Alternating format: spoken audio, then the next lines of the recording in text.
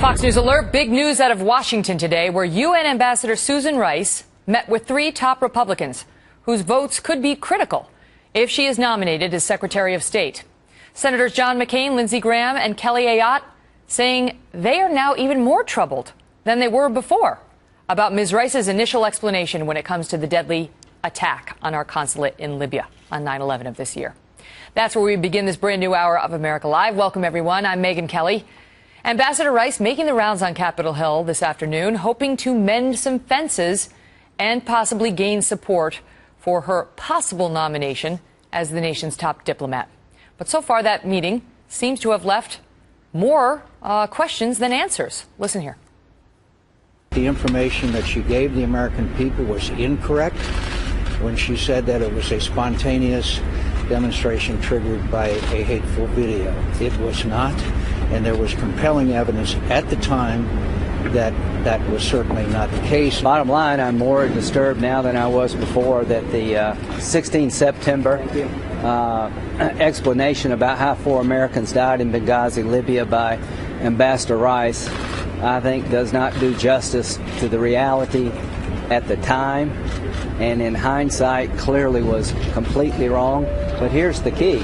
In real time, it was a statement disconnected from reality. I'm more troubled today, knowing, having met with the acting director of the CIA and Ambassador Rice, because it's certainly clear from the beginning that we knew that those with ties to al-Qaeda were involved in the attack on the embassy. And clearly the impression that was given, the information given to the American people was wrong. In fact, Ambassador Rice said today, absolutely, it was wrong. Joining us now, Kelly Ayotte, a Republican senator from New Hampshire who is part of those meetings today and whose soundbite you just heard. Senator, welcome back to the program. Thank you, Megyn. All right, so explain that for us, if you would. Why are you more troubled today than you were before you met with Ambassador Rice? Well, first of all, I appreciated that we had the meeting today. But I will say that up front, the acting director of the CIA and Ambassador Rice said that the story about the video and the protests was wrong. In fact, the acting director of the CIA said by the 22nd of September, they had absolutely confirmed that that was wrong.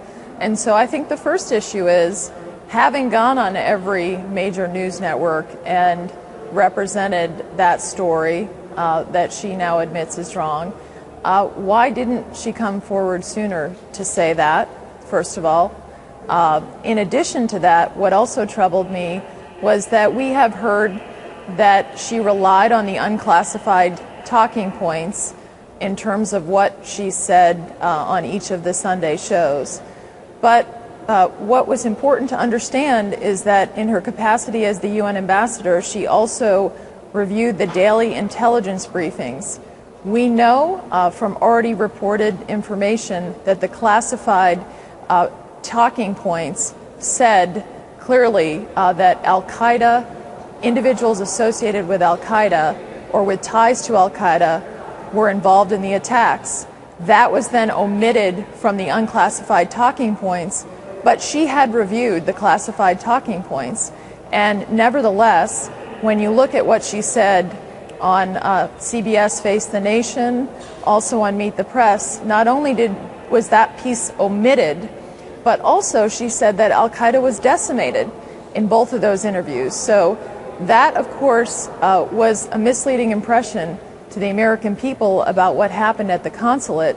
Obviously, the American people would have taken a very different impression had the information about individuals with ties to al-Qaeda been involved in the attack been presented from the beginning. What was her explanation for that? I was unsatisfied with the explanation. Basically, as I understand it, the explanation is that that was being withheld. The al-Qaeda involvement was, that point of the talking points was being withheld for classified reasons. But I also explored, didn't you question that? Because that left, if you were to omit that portion of the talking points, it leaves a very different impression to the American people. And frankly, I didn't get a satisfactory answer to that or an explanation that I felt really warranted. And think about, obviously she has a very important position in the United Nations. She made it very clear that she was not just parroting the talking points, but she had obviously done her own homework, and part of her responsibilities is to receive the daily intelligence briefing that includes the classified information. Right, so she knew more. She knew more than she was telling us. And I see your point. It's not that she just withheld the information about Al-Qaeda. She made statements that seemed to suggest Al-Qaeda was decimated, and yet she had information in hand that suggested they were behind this attack. I want to ask you specifically.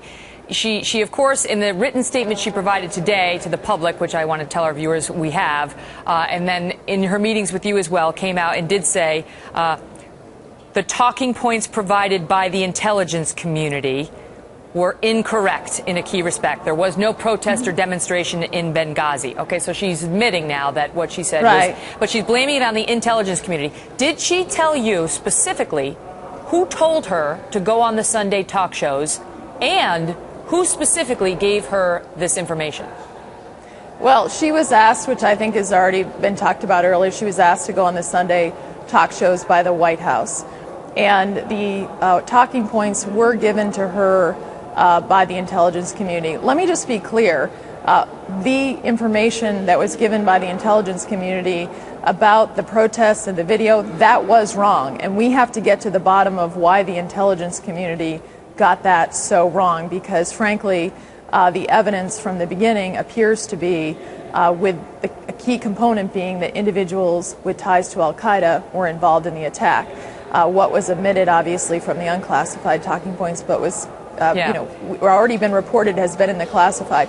So I think that where we are with this is that there is an intelligence failure. But let me just stop you on that point, because we already know now that James Clapper, the Director of National Intelligence, his office, after the fact, after the lawmakers on Capitol Hill pressed, he went up to Capitol Hill, according to the senators who received the briefing and the congressman, and said, I don't know who changed the talking points to take out Al-Qaeda. That's what Peter King told us when he came on our show, among others, and Mike Rogers attested to that. And then a couple days later, his office came out and said, it was us. We were the ones who changed the talking points to take out Al-Qaeda. And then Mike Rogers, who's the chairman on the House side, said, Mr. Clapper, could you come back here and explain to us, if that's the case, why you just told us it wasn't you and you had no idea who did it? So that's why I ask you if there's a name. We know it was the intel community that changed it. Did she give you a name of who briefed her? No, we have not been getting a name. But I would say, Megan, that I still think that there needs to be more sufficient answers as to what agency changed the talking points and who did that. And those are some of the questions we have answers. We expect answers to, and also why they did that. It's absurd to me to think that you would omit the reference of Al-Qaeda. What? So we didn't want to tip Al-Qaeda off? And particularly since it's very important that the American people not be left a misleading impression, which is what happened here. And not only did it happen, if the intelligence community knew by the 22nd that this was wrong, how come we weren't told sooner that it was wrong, and why didn't Ambassador Rice come forward and say what she said was wrong sooner? Senator Yap, can I ask you, because the Washington Post piled on to some allegations we had heard from some lawmakers, in particular a couple of members of the Congressional Black Caucus earlier in the week, suggesting that the attacks on Ms. Rice are based on her gender and her race, and that's what's really driving your objections to her, among others. And they don't focus so much on you, a woman, but they focus on the gender of Senator McCain and the race of those who are taking issue with Ms. Rice. I'd like to get your thoughts on it. I noticed that I got missed out of that, but I think that it's absolutely false. This is very important, that if someone is going to, number one, serves now currently in an incredibly important position as ambassador to the United Nations, or be nominated to be the top diplomat in service to our country as a Secretary of State, that we get answers to this question. I mean, the fact that she would go on each of these shows, what did she rely on, what did she do for her homework, and why didn't she ask questions about why is this key piece of information being admitted, and really question that rather than leave a misleading impression to the American people, particularly with her statement that Al-Qaeda was decimated. So I think these are incredibly important questions about anyone that would serve in that position, and those claims are completely baseless. Yeah, need a quick answer, but do you believe now that she is confirmable as Secretary of State? I think that there are still incredibly serious questions that need to be answered about the entire circumstances surrounding Benghazi. Let's not forget, Megyn, before the attacks on the consulate, why it wasn't reinforced. In addition, but why... that's not Susan Rice. I agree, but I think that we should get to the bottom of it. We're going to confirm a new Secretary of State. We should know everything about what happened and went wrong there, because whoever's asked to serve in that position is going to have to make sure that in that capacity it doesn't happen again. But with respect to Susan Rice, I think there are still several important questions, including about the talking points, including about the questions that I've raised about why she didn't come out correct this sooner, and why would you leave a misleading impression, if the information you had reviewed was different, and why wouldn't you question why are the unclassified talking points different, and of course her statement that Al-Qaeda was decimated. These are incredibly important questions that I think anyone would ask with regard before they would consider confirming her for that position. Senator, thanks so much. Thank you.